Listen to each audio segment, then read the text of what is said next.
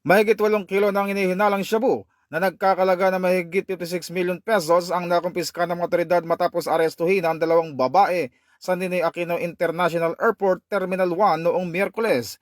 Ayon sa pulisya, kararating lamang ng mga suspect mula sa Cambodia nang sila'y harangin sa labi ng paliparan.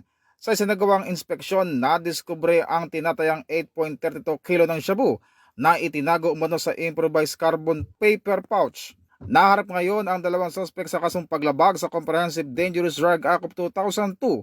Ayon sa PNP, bahagi ito ng kanilang PNP Focus Agenda na Enhanced Managing Police Operation na paigtingin ang kanilang kampanya laban sa ilegal na droga. Ito ang bagong PNP para sa bagong Pilipinas, serbisyong mabilis, tapat at nararamdaman.